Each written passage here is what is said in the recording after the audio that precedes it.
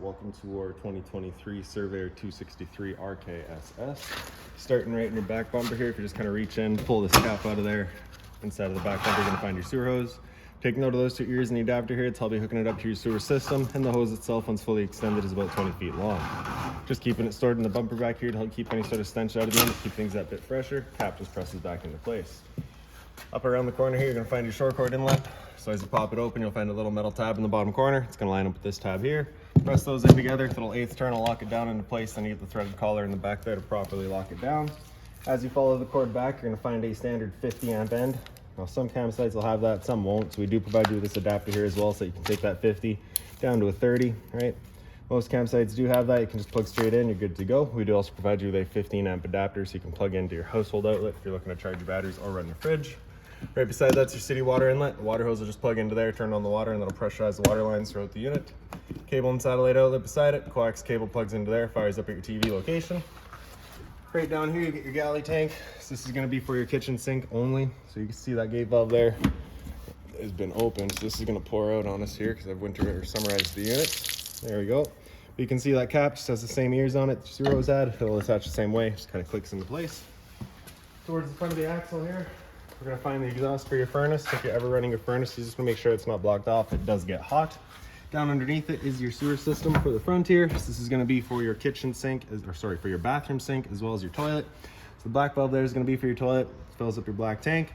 It's going to be your dirtiest water, so to dump that first. Once that's done, you can then come to the gray. That's filled from your bathroom sink as well as your shower, typically cleaner water. And this cap here, I'll just let that go. Right, same ears on it. Fresh water inlet right here. So as you pop that cap out, your water hose will plug into there, turn on the water, and that'll fill up your fresh water tank. The drain for that tank is right underneath here. Get that little valve. As we open that up, it'll drain itself out. Hot water tank. So you just get that little keyway there. You're going to line that up and you can pop it on open.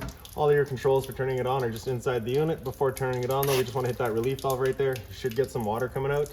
If you're not getting that water coming out of there, there is a chance that it's empty. And of course you do run the risk of burning out your elements. So you just want to make sure that it's filled up before you fire it up. Once you're done, just lock it back down with the keyway. Storage compartment here, magnetic latch holds it open for you. Inside of here, you'll find your water hose as well as that park adapter. So 30 amp into there, 50 into standard outlet. Customers also opted to go with the weight distribution hitch, so we just got that stored in here for them as well. Around the front of the unit, that little yellow box there is a little tire pressure monitor sender. So you'll have a little handheld receiver that you have out in your truck. That guy's just kind of sending that signal to you.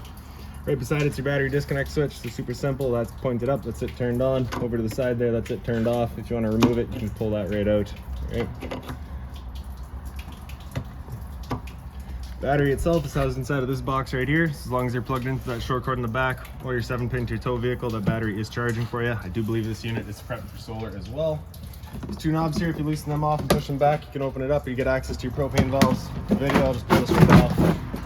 But I can show you a changeover in the back here. So you see it's currently green with the arrow pointing over here. So it's just letting us know we've got propane and we're running off of this tank. If it were to go red while you've got this tank open, it's just letting you know that tank's now empty. At that point, just flip the changeover over, run off of this tank while you get the other one filled.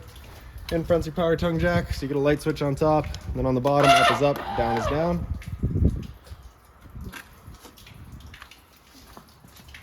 This switch right here is for your power stabilizers. So as you press and hold extend, you'll see your power stabilizers will make their way down. They're not going to level the unit, they just kind of equalize. So you want to get the unit as level as you can prior to bringing these down, and then you bring them down just to stabilize. So once they're down all the way, we'll kind of hear the load on the motor. Once you hear that, you're going to stop.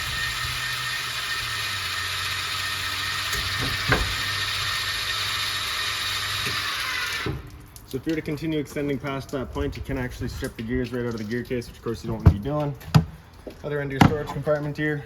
So you just got all your manual overrides here. So the long zinc one here is going to be for your power stabilizers. You just run that from the other end of them. 3/4 inch end for your for your slide out, I believe. And then this silver one here is going to be for your tongue jack up front. Right up front here, you've got this little light. So right in the bottom, you can just kind of see that switch there. It has a 1 and it has a 2. So that 2 is going to be dual function. Dual function means it's using motion sensing. So as soon as it doesn't sense motion for a minute, it'll turn itself off. Once it senses motion, it comes back on. 1 is just going to be on.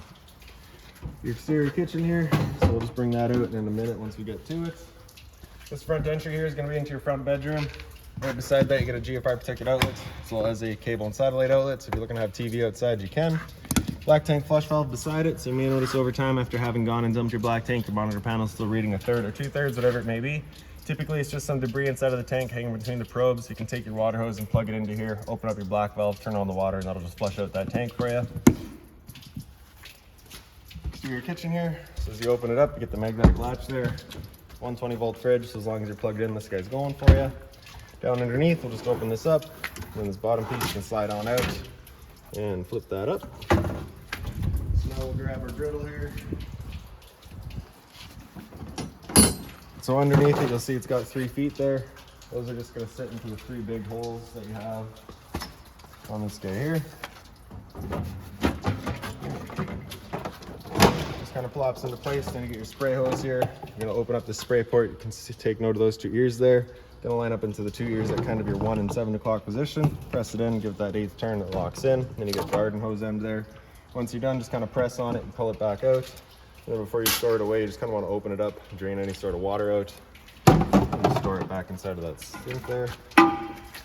Or the propane hose, you're going to kind of pull that collar back and you can undo it. Then right in the back of the unit, drop it down through. Pull that collar back, attach it onto the griddle here, and then underneath the unit, right up front here. So you get this little dust cap, you're going to pull that out of the way, and then you can push that collar back and attach the hose, let it lock into place, and then in the back here you get that little valve. With that valve opened up, you cannot undo that quick connect, so it's just kind of an added safety. Once you have all that set up, you can take your knob here, press it in, and just kind of rapidly turning it past light.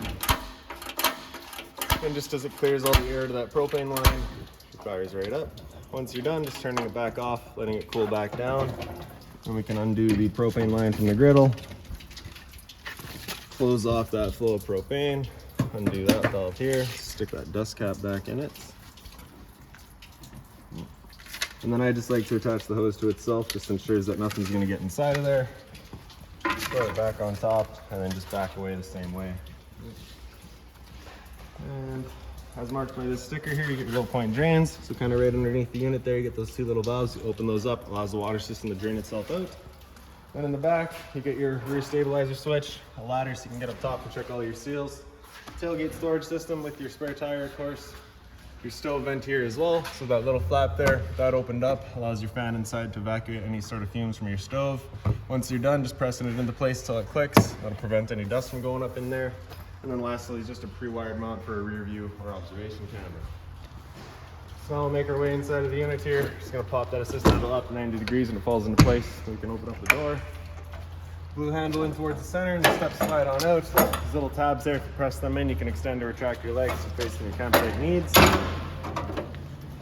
As you come inside, first things first, right on the left there, you get your fire extinguisher. As standard, pull the pin, point and shoot. Straight up the wall from there, you'll find your light switches. Far right there is your interior lights, does all those, as well as a little accent light above your slide. Porch light there does a little orange light outside. Awning LED does your awning light, as well as your speaker lights. Awning itself is on this switch here. Press and hold extend, and that awning will make its way out. Once that awning's fully extended, we're going to see a little black flap come down, as well as the black of the metal tube. Once you see that, you're going to stop. If you're to continue extending it, connect to line itself up backwards, in which case the fabric would be underneath the tube, allowing it to then hold water, accelerating the growth of mold and mildew.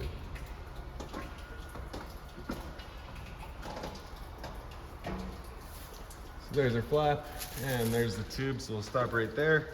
Now if it were to start raining, it's of course going to hold some water anyways. What you can do is grab either arm, front, or rear, and just pull straight down on it. And you can see that changes the pitch of the awning right at the head, allowing water to then run off. Now if you like that angle better because it does give you more shade, you can do the same thing with the arm up front. Before you bring it back in though, you just want to make sure these arms are back out straight and fully extended, just so you're not running the risk of bending them. Then you can press and hold retract, and the awning will make its way back in. Again, you're just going to watch to make sure that your fabric's over top of the tube.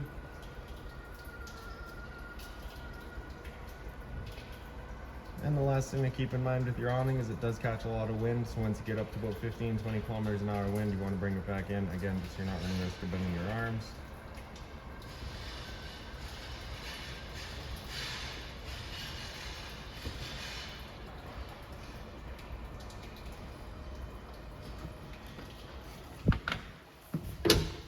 Slide out switch is right beside it, press and hold out, and the slide will make its way out.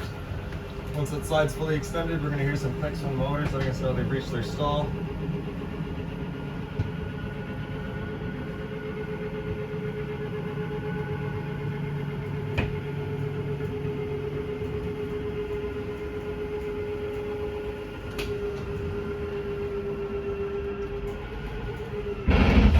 Right by the entrance, you get your closet space here. So it's just a magnetic latch, pops on open.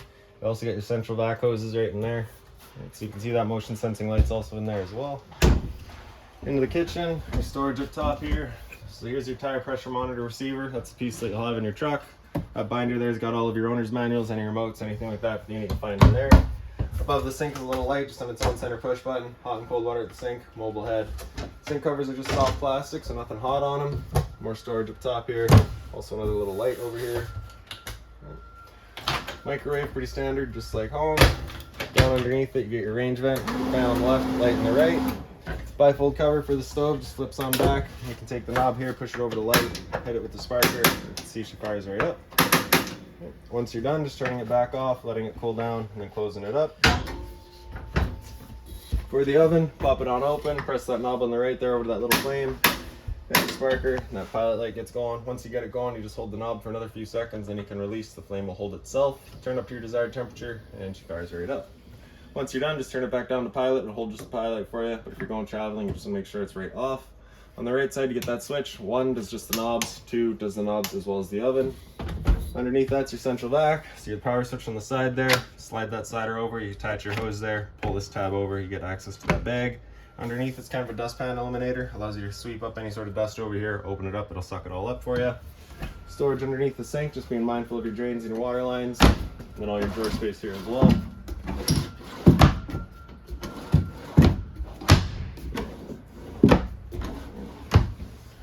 Full volt fridge, so as long as your batteries are charged or charging, this guy's going for you. Down underneath it's your converter, press the top and center, it'll pop on open. All of your breakers in the middle there, or sorry, up top there. Whenever a breaker breaks, it sits in the middle. So just turn it off and then back on to reset it. All of your fuses are on the right side. Whenever a fuse pops, you'll get a little red LED right beside it, letting you know exactly which one went. In the slide out, you've got your dinette. So it's light there, it's just kind of right inside. You can see we've currently got it set up as the dinette. If you were to take the table, wiggle it up and out of its legs, the legs will then wiggle out of their bases. The table will sit onto those 4 black blocks there. Take your back cushion, still in the center, and that'll create your bed. Coach here does recline, so you have the little handles on either edge. Storage up top. Lights here just on their own center push buttons. Entertainment area, so your TV, right behind it is your antenna outlet. So turning that antenna on, you just get that little button there, turns on that green light, letting you know it's going. TV is on a mount, so it does swing out for you. Stereo here, pretty straightforward. Power button there turns it on. Select to get through all your settings. Mode to get through all your inlets. Power volume controls are on the side. Zone 1 is your sound bar itself. Zone 2 is your outside set of speakers. Some storage underneath it. Fireplace down below. Power button on the left. Brightness center left. And your kind of heat controls on the right side. LP detectors right beside it. Propane's heavier than air. It sits on the floor. This guy detects it and starts going off just like a smoke detector would. Smoke detector is right above our heads. There we go. Thermostat. So that power button there is going to turn it on. Press and hold to turn it on. Fan, you can select your fan speed, high or low. That's of course just moving some air around. After fan, if you hit mode, it'll come down into dry. That's where I'll turn on the compressor and run the low fan, just kind of trying to get rid of any humidity. Hit mode again after that, it'll come up into cool. Select your fan speed. Right. And temperature is just with your arrows. With your air conditioner going, you got 2 different options. You can have this louver here closed, in which case we're using all of our ceiling ducting. Or you can open it up and it just dumps all of its air here. So when you first get out to your campsite, you want that open. Cool off this area as quickly as possible. Then close it off, start moving the air throughout. After cool, if you hit mode again, it'll come down into heat. So we'll turn off the air conditioner, turn on your furnace. Furnace is moving air through all of your portals. You can kind of see them throughout the unit. Press and hold to turn it off. Pantry space or storage space, whatever you'd like to use it for. Down underneath it, or kind of around the corner from it, is the return air for your furnace, so just kind of making sure it's not blocked off. Into the bathroom here, the light switch is over on the left there. Toilet just flips on open, you get your flusher on the right side. GFI protected outlet beside it, test on the left, reset in the center, so if you ever have outlets that don't work, it's the first thing you should check. Medicine cabinet here flips on open. You get that little tongue there, holds on to this elastic here as your travel latch. Hot and cold water at the sink, of course. Kind of down underneath it on the left here, you get all of your heated holding tanks. So you just got all these switches there, just turns on a little electric heating element, just kind of prevents them from freezing. And then on the right beside that, we've got your monitor systems. So your water heater on gas is on the left here. So you turn that switch on, it'll fire up on gas. If that light there were to come on, it's just letting you know it hasn't fired up at that point, just off, back on to reset it. Water heater on electricity in the center, and your water pump's on the right there. As you turn that on, just turns on your water pump, drawing out of your fresh tank to pressurize your lines. Monitor systems up top, so battery here, you can see we're currently charging. Okay. Fresh tank, as you fill that up, will go to a third, 2/3 and full. Same idea for your black, your gray one, and your gray two. Gray two outside is referred to as your galley. In the shower, you get hot and cold water, standard head and hose. Shower curtain just slides on over, get that little latch right, kind of press it into place. Straight above our heads, your roof vent. You're just turning that knob to open it up. In the back corner, you get the switch that turns on the fan. And then the front bedroom here. The light switch is just over on the wall there. So because this is a 50 amp unit, you do have the option to have a second air conditioner installed. Your thermostat would be installed right there. The air conditioner itself would go over this roof vent. If you pick up the foot of your bed, you do get access to little storage compartments. Over on the side here, you just get your drawer space.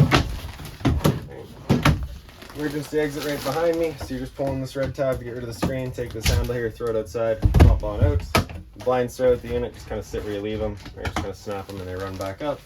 TV backer right here, cable and satellite outlet, power outlet, and then some storage. And then it's just kind of closet space all the way around the bed. Above the bed is the two little reading lights. And then also right up in the head, just kind of little storage cubbies. They do also pull out, it's kind of like a little hideaway thing as well. And really, I do believe that's about it for this unit. So if you've got any other questions on it, please feel free to give us a call, 204-237-7272.